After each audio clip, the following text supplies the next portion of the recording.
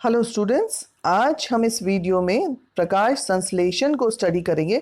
अब जो अपनी पिछली वीडियो है उसमें हमने क्या देखा था, स्वपोषी कौन है और जो विषम पोषी है उसके अंतर्गत कौन कौन से जीव जंतु आते हैं। तो आज की इस वीडियो में हम देखेंगे कि स्वपोषण क्या है और जो जैसे कि हमने पिछली वीडियो में भी देखा था कि जो पौधे हैं वह स्वपोषी होते हैं। स्वपोषी यानी कि जो अपना भोजन स्वयं बना रहे हैं, स्वयं तैयार कर रहे हैं, उसको हम स्वपोषी कह रहे हैं और इस विधि को हम क्या कह रहे हैं, स्वपोषण।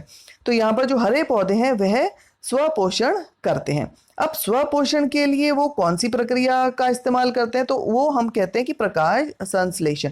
प्रकाश संश्लेषण के माध्यम से ये पौधे अपना भोजन स्वयं तैयार करते हैं। जैसे कि आप इस चित्र में भी देख रहे हैं, यहाँ पर सूर्य है तो सौर ऊर्जा मिली पौधे को, हवा से कार्बन डाइऑक्साइड मिली है और जो जड़ है, जड़ से जल और खनिज लवण ये पौधा प्राप्त करता है और इसके द्वारा इन पत्तियों के अंदर जहां पर की क्लोरोफिल है, पौधों में भोजन का निर्माण होता है।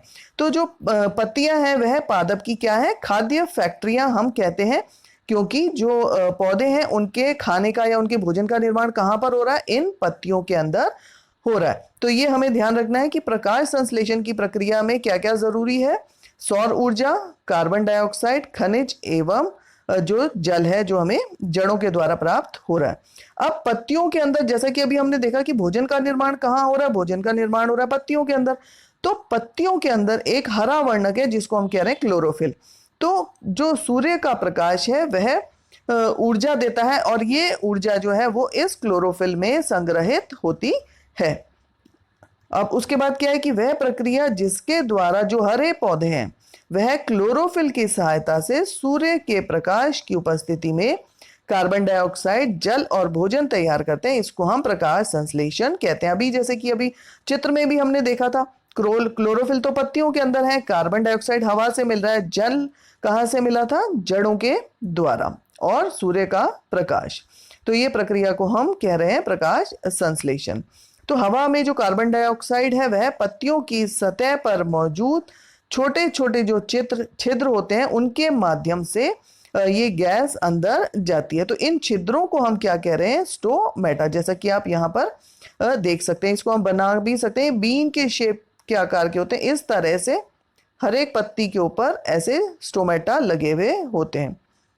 अब स्टोमेटा के अंदर ये जो हम देख रहे हैं ये इसका एक रंध्र द्वार होता है और ये जो दो मैंने बनाई है ये इसकी द्वार कोशिकाएं कहलाती हैं। इन द्वार कोशिकाओं में भी यहाँ पर क्लोरोफिल पाया जाता है। तो इस तरह से ये स्टोमेटा का चित्र है जो कि पत्तियों में उपस्थित होते हैं।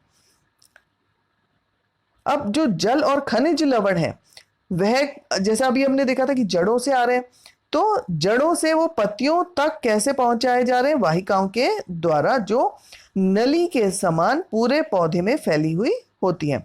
अब पत्तियों के द्वारा सौर ऊर्जा संग्रहित हो गई और संग्रहित होने के बाद कार्बन डाइऑक्साइड, जल, इन सब से मिलकर जो पौधे हैं उनमें भोजन जो है या खाद्य जो है वो संचित हो जाता है। तो अतः सूर्य सभी जीवित जीवों के लिए ऊर्जा का अंतिम स्रोत है। ये भी हमें ध्यान रखना है कि सूर्य जो है वह सभी जीवित जीवों के लिए जो है ऊर्जा का स्रोत है। अब प्रकाश संश्लेषण किसे कहते हैं, तो स्टूडेंट्स अभी हमने इसकी परिभाषा को देखा कि ये हमारी प्रकाश संश्लेषण की परिभाषा है। अब रंध्र से आप क्या समझते हैं, रंध्र जैसा कि अभी हमने देखा छोटे छोटे छिद्र हैं जिनको कि हम रंध्र कह रहे हैं और ये कहाँ पर उपस्थित है, ये पत्तियों के ऊपर मौजूद है और हवा से जो कार्बन डाइऑक्साइड है उसको पत्तियों के द्वारा अंदर लेने में मदद करते हैं।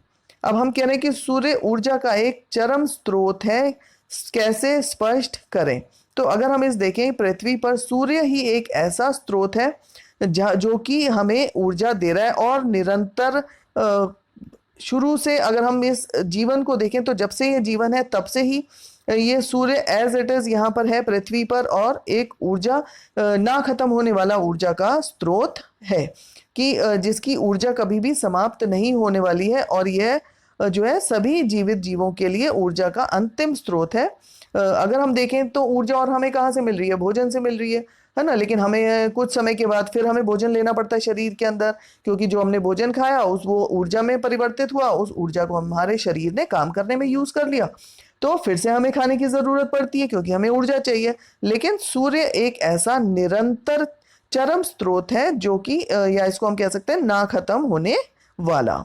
अब फोर्थ प्रश्न हम देखते हैं कि पत्तियां पादप की खाद्य डैश होती है।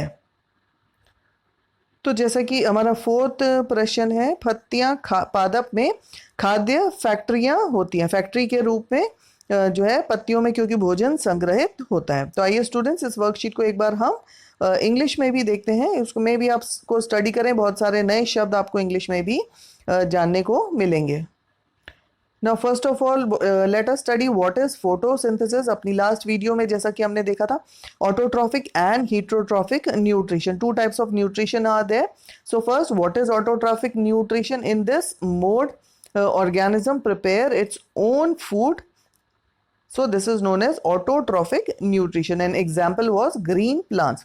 So green plants prepare their food with the help of a process which is known as photosynthesis. So for this process of photosynthesis, plants require light energy, carbon dioxide. Carbon dioxide is taken in and oxygen is given out. As well as what else is required is water and minerals through roots. So these are the requirements the plants need. Now leaves, these are the food factories of the plants, as the synthesis of food in plants occur in leaves. Now how does this process of photosynthesis is taking place? So in these plants there is a green pigment which is known as chlorophyll. So it helps the leaves to capture the energy of the sunlight.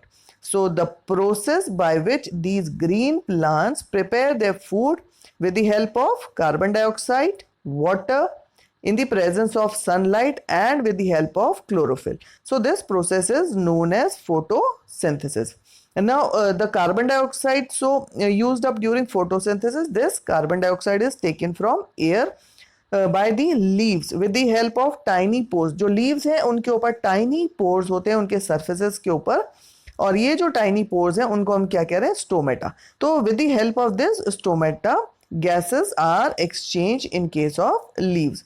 Now how this structure of stomata is formed? तो stomata का अगर हम देखें तो इस तरह से ये bean shaped होती है, लीव्स के अंदर इस तरह से स्टोमेटा प्रेजेंट होता है, ये इसकी ओपनिंग है, और ये जो दो हैं ये इसके गार्ड सेल्स होते हैं।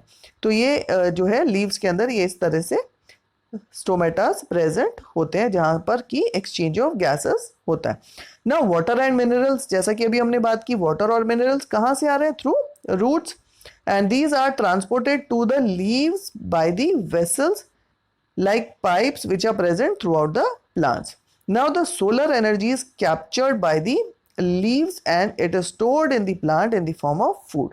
So the sun is the ultimate source of energy for all the living organisms. So students, hope this worksheet must be clear to you. Now let us do the question answer. First, what is photosynthesis? So as we have just studied, the process by which the green plants manufacture their own food material with the help of carbon dioxide, water, in presence of sunlight, with the help of chlorophyll. So this process is known as photosynthesis. Now second question, what are stomata? So as we have just studied, that exchange of gases are taking place through tiny pores which are present on the surface of these leaves, and these tiny pores are known as stomata. Now third, why is the sun the ultimate source of energy? Because as we know that this sun is present from years to years, and it will be present, it is unending energy that we are getting from sun, and this solar energy, as it is also captured by the plants in the form of food, it is stored in the plant in the form of energy, so it is unending source of energy. So this sun is known as the ultimate source of energy which cannot be जिसको हम कह सकते हैं कि जो कि संसार से कभी भी खत्म नहीं हो सकती। Now fourth question, leaves are the food factories of the plants. So here the answer is factories. So hope students this topic of photosynthesis and the question answers must be clear to you. आप इस worksheet को ध्यान से देखें और दोनों में ही देखें, बहुत सारे आपको नए जो है वर्ड्स आपको इसमें इंग्लिश में और हिंदी में समझने में भी आपको भी अच्छा लगेगा कि कुछ नया भी आप सीख रहे हैं इंग्लिश में और हिंदी में। और अगर अभी तक आपने मेरे चैनल को सब्सक्राइब नहीं किया है, आप इसे सब्सक्राइब कर सकते हैं। And thank you for watching this video.